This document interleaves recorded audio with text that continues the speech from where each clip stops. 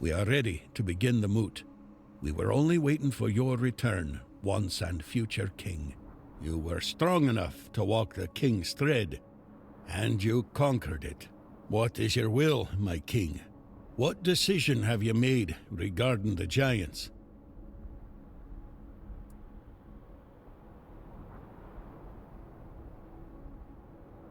So, our war plans were nipped in the bud.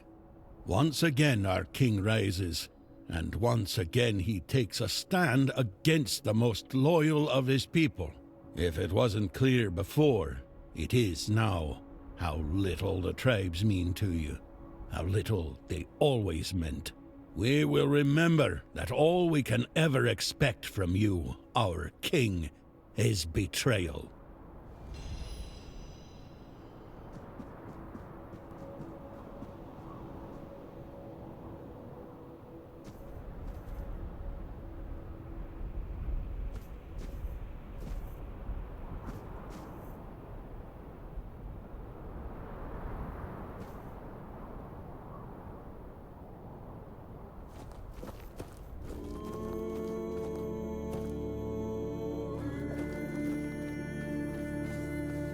The giants have awakened, and in doing so, fulfilled the hopes of those who saw them as guardians. That does not apply to the Thoid Mother, of course.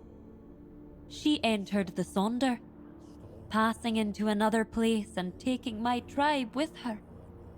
Still, I am at peace with your decision. With their strength, we will be safe on our lands. War no longer threatens us. I will have the time and space to shape a new Thoid tribe.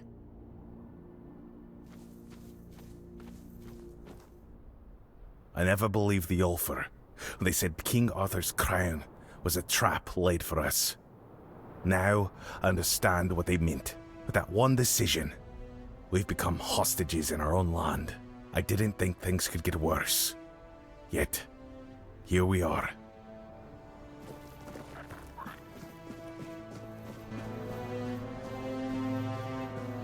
King Arthur has unleashed the giants against us. I knew it would end this way. My tribe never believed Arthur left us his crown as a sign of respect for the bravery of the Dalriata. We were certain he left it as a warning that one day, when we dared raise our heads and seek independence, he would awaken them to force us back into submission. And look now, we were right. No one believed us, but we were right. Cursed tyrant.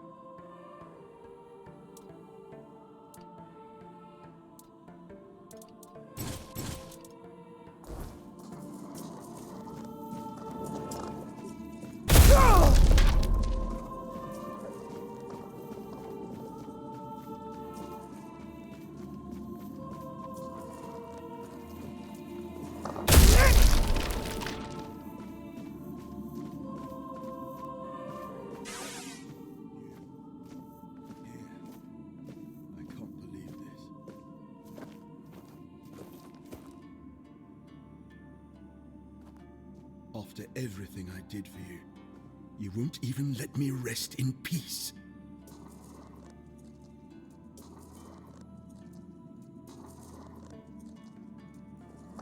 I swore to protect him until the day I died, and I did. I don't feel obligated to serve him anymore. I earned my rest.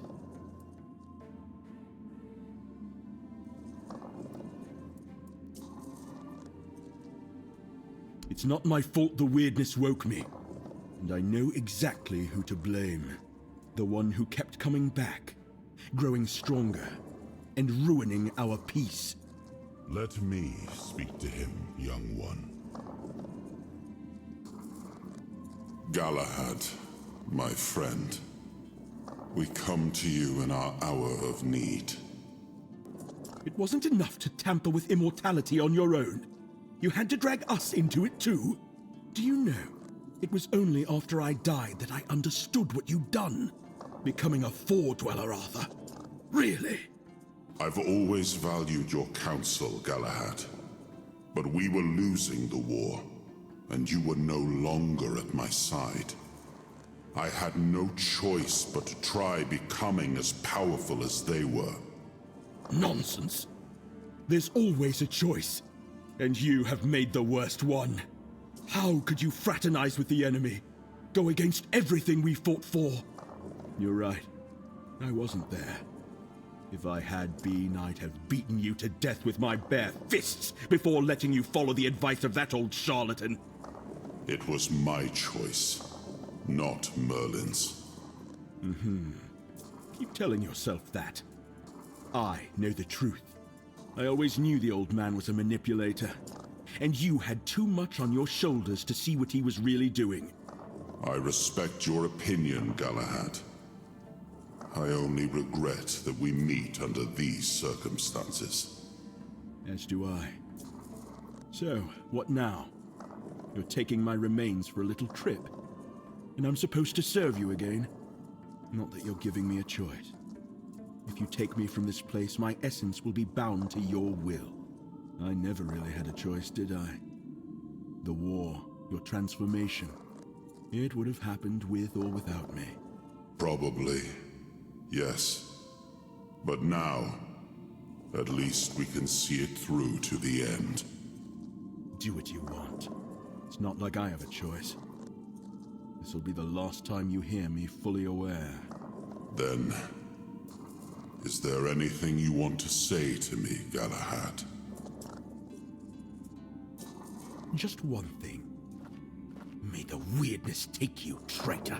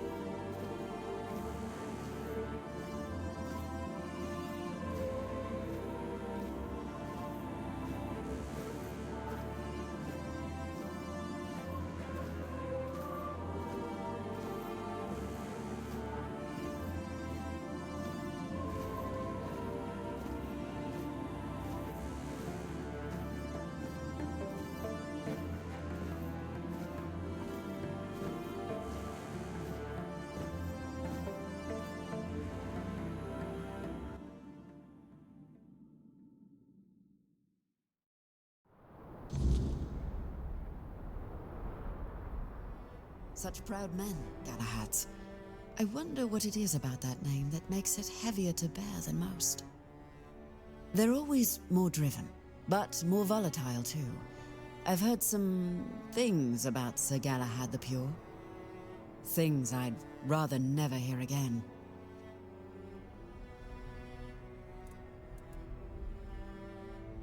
I've been dreading that question. I won't lie. You've already met them all, I'm afraid.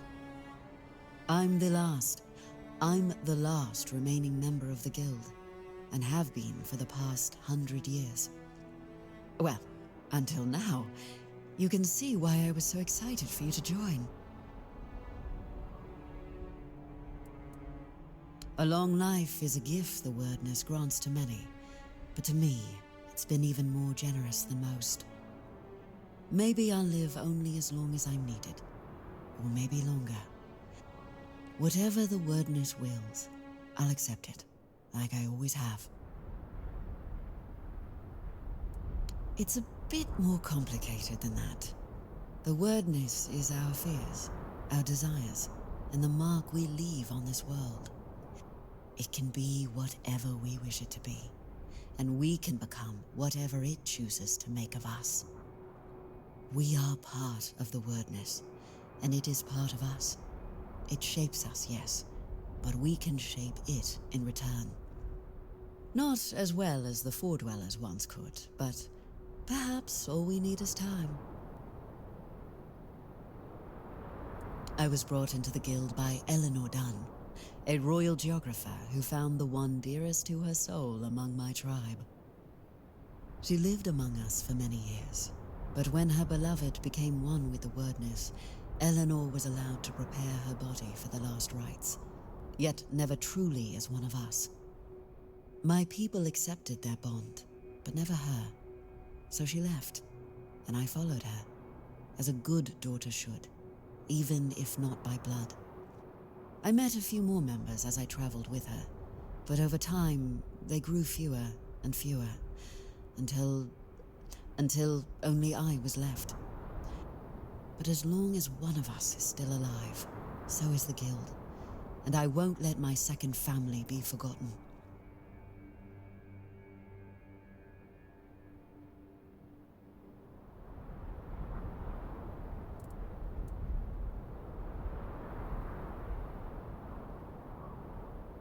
On the contrary, everything is always changing. Sometimes it's hard to keep up. Though, maybe that's just me finally getting properly old. But you're right about one thing. Violence, and those who thrive on it, never seem to change. The worst kind of constant in a sea of chaos. You've met Sir Galahad the Pure? It fascinates me how he both is and isn't the ideal successor to the first Galahad. They share the same drive, the same sharp edge of cruelty, but for the first Galahad, that cruelty was a means to an end, not the end itself. Or so I've heard. The road is long, but the next tomb awaits.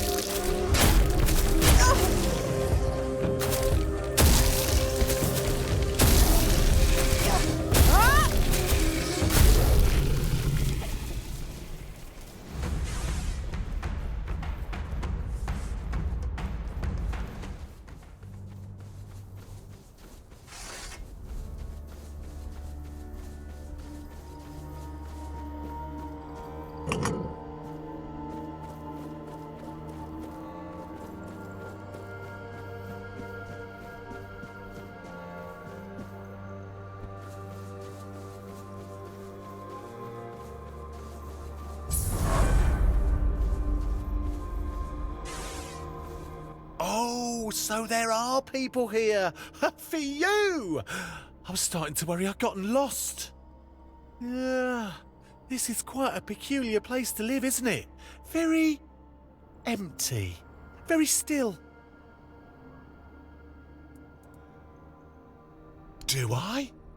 I'm not sure. It's the stillness, you see. Like something has snatched all the humans away.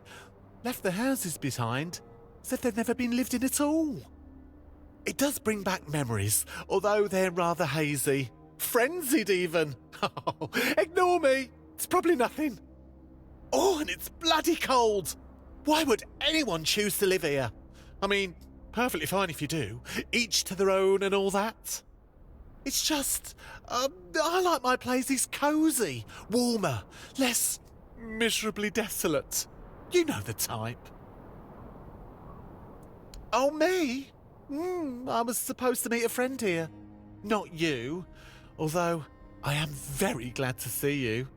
I meant my other dear friend, Wynne. She made me a promise I'd visit her someday and, well, here I am.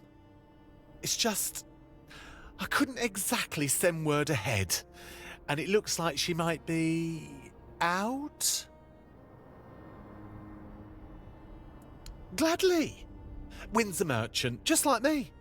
She even promised to share some tips. Said our whole tribe's known for being excellent traders. Maybe that's what's happened. They've all gone off to trade somewhere. I've heard that merchants travel in flocks, sometimes. I only hope she's keeping herself safe this time. When I first met her, I actually saved her from a terrible fate. She mistook a kelpie for a horse. Can you believe it? I found her just moments before he would have dragged her underwater. Normally, I wouldn't step between a kelpie's teeth and his next meal. But we'd known each other quite well once, and he was rather mad at me. Luckily, he forgot all about Wynne. Lucky for her, I mean. Less lucky for me. But all's well that ends well, right? And I got a new friend out of it. 5 years? 10? I'm not very good with time. Or numbers, really. I think it's the numbers that are the problem. But you know how it goes. You mean to visit, and then something comes up, so you reschedule, and then you forget entirely. Keep thinking, There's something I was meant to do. And then poof! You wander into the very place you were supposed to be all along. So, anyway, I'm here now, and that's what counts, isn't it?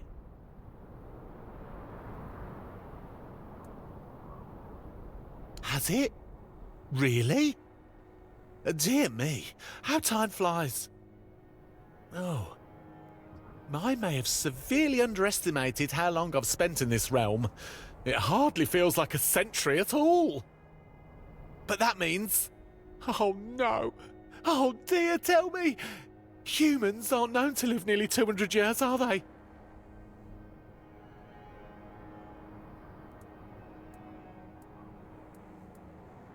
Well, I suppose that makes me a rather terrible friend, doesn't it? So much time has passed, and this land is still such a mystery to me. There's so much I haven't seen, haven't learned. Could you do me a favour? Wynne once told me she lived in a house with painted doors, the only one like it in the whole settlement. Would you be so kind as to bring me something of hers? A keepsake? Something to remind me a bit more mindful next time.